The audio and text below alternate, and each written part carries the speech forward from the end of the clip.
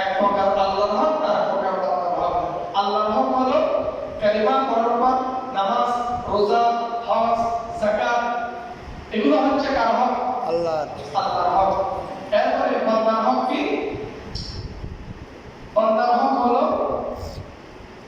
আল্লাহ খুশি হবে, সন্তুষ্টি হবে এমন যাবতীয় আমল করা, প্রতিবেশীর সাথে সদ্ব্যবহার করা, নিজের ভাই বোনের সাথে, স্ত্রীর সাথে, সন্তানের সাথে সব উত্তম ব্যবহার করা, অন্যের নামাজ খিয়ানত না করা, ইত্যাদি ইত্যাদি অনেক মানুষের হক রয়েছে। দুই ভাই একসাথে ঘর বাঁধে, কয় সাথে? একসাথে। বাপের পিতা পাশাপাশি ঘর বেঁধেছে, এরকম অনেক পরিবার আছে না? আছে। আচ্ছা, এক ভাই মোটরসাইকেল নিয়ে এসেছে, দেখতেছে তার ছোট ভাইয়ের শিশুরা ওই মেয়ের পাশে দাঁড়িয়ে, ছোট ভাইয়ের শিশুরা গেট দিয়ে বাইরে হয়ে যাচ্ছে। বড় ভাই ছোট ভাইয়ের শিশুরাকে আটকায় নেই, ধরে নেয়।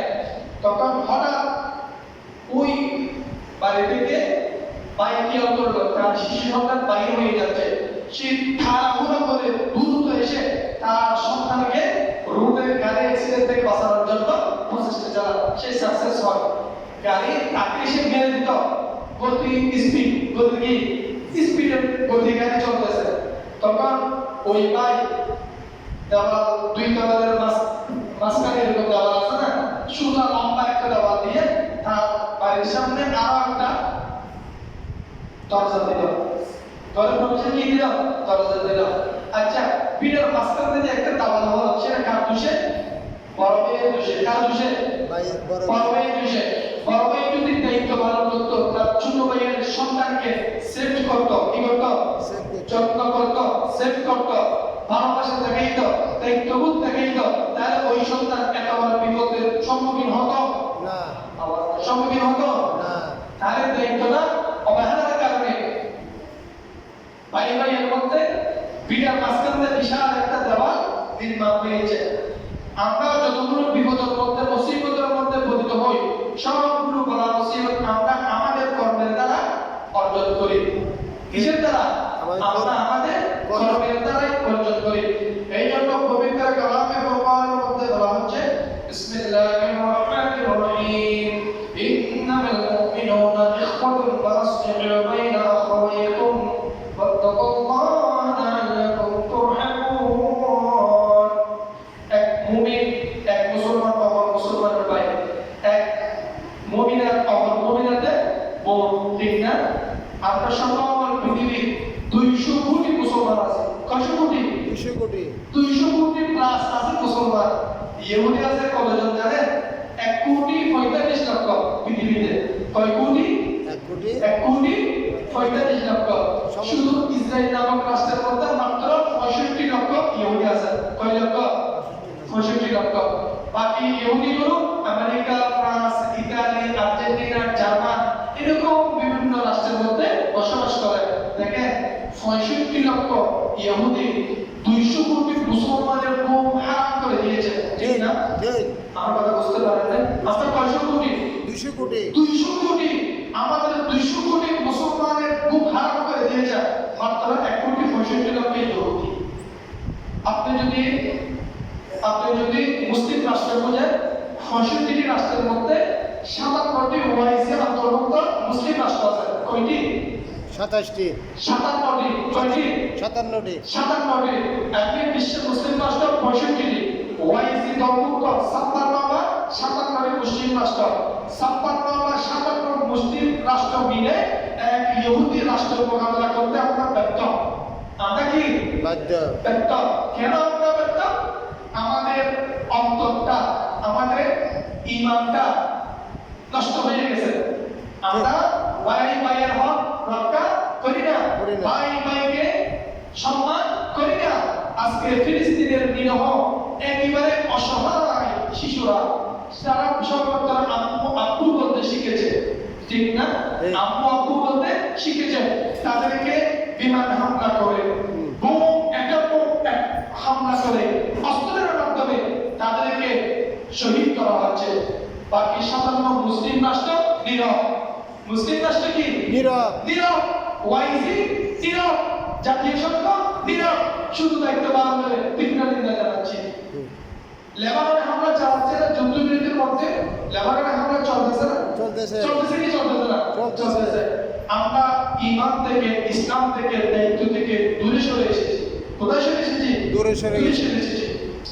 কোরআনের মধ্যে বলা হচ্ছে ইন্নামাল মুমিনুনা ইখওয়াতুন, তোমরা ইন্নামাল মুমিনুনা ইখওয়াতুন, সমস্ত মুমিন একে অপরের ভাই।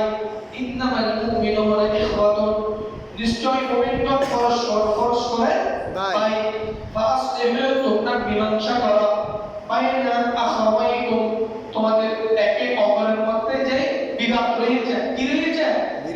বিবাদ রয়েছে, ওগুলো তোমরা পরস্পর বসে কি করো? সমাধান করো। আপনার পরিবারের সমস্যা মিটানোর জন্য, সমাধানের জন্য বাইরের দ্বিতীয় ব্যক্তির যদি প্রয়োজন হয়, তাহলে বোঝা যাবে আপনার পরিবার ধ্বংস হয়ে গেছে। আমার কথা বুঝতে পেরেছেন? আপনার পরিবার কি হয়ে গেছে? ধ্বংস হয়ে গেছে। এই মুসলিম এত বড় 200 কোটি মুসলমান থাকার পরেও আমরা ওনার নাম কি আদেশ দেয়, ফ্রান্স কি বলে, জার্মান কি বলে, ওটা দেখার জন্য, ওদের সমাধান নেওয়ার জন্য, ওদের আশ্রয় পাওয়ার জন্য আমরা বিদ্যুতের মতো দাঁড়িয়ে আছি। আছি কি আছে না? আছে। যদি একজন সিদ্দিক আকবর থাকতো আমাদের মধ্যে, যদি একজন ফারুক আজম থাকতো আমাদের মধ্যে, যদি একজন ওমর থাকতো আমাদের মধ্যে, যদি একজন সাইয়েদনা আলী থাকতো আমাদের মধ্যে, আমরা কখনো তাদের কাছে বিদ্যুতের মতো দাঁড়িয়ে থাকতাম না। জিহাদের ঘোষণা আসতো না, আসতো। জিহাদ আমাদের উপর ফরজ না, ফরজ। আমরা জিহাদ থেকে দূরে সরে গিয়েছি, টাকার লোভী হয়ে গেছি, নারী লোভী হয়ে গেছি, সম্পদের লোভ আমাদেরকে, আমাদের অন্তর থেকে চিন্তা সিদ্ধ বানিয়ে নিয়েছে। এই জন্য আমরা ইহুদিরা যখন যেটা ফাইসালা দেয় সেটাকে আমরা মাথা পেতে দিচ্ছি। আওয়াজ দিয়ে বলুন না নাউজুবিল্লাহ। নাউজুবিল্লাহ। ইরান তেল বিক্রি করে বিশ্বমানের অস্ত্র, বিশ্বের সাথে তাল মিলিয়ে তার দেশের উপর আক্রমণ হলে আঘাতের সাথে আঘাত দিয়ে যেন মোকাবেলা করতে পারে, তাতে দাঁত রেখে, চোখে চোখ রেখে যেন হামলা চালাতে পারে, তার প্রস্তুতি নিয়েছে। আর সৌদি আরব, কুয়েত, কাতার, ওমান, বাহরাইন, তারা ছিল সুন্দর সুন্দর নারী কালেকশনের মধ্যে। নাউজুবিল্লাহ বলেন। নাউজুবিল্লাহ। এরা কি পরমাণুগ্রস্ত মালিক হইতে পারছে? না, হইতে পারে নাই। মুসলিম একটি শক্তিশালী রাষ্ট্র পাকিস্তান, কোন রাষ্ট্র? পাকিস্তান। আজকে ডোনাল্ড ট্রাম্প তাকিয়ে আছে পাকিস্তানের দিকে। ইরানের সাথে বসে কি সমঝোতা দিবে, কি পরামর্শ দিবে, কি নির্দেশনা দিবে। আমরা যাদেরকে ৭১-এর চেতনা করে ৫৬ বছর আমাদের সম্পদ, আমাদের সম্মান সবটুকু বিসর্জন দিয়েছি ওই হিন্দু নরেন্দ্র মোদীর কাছে,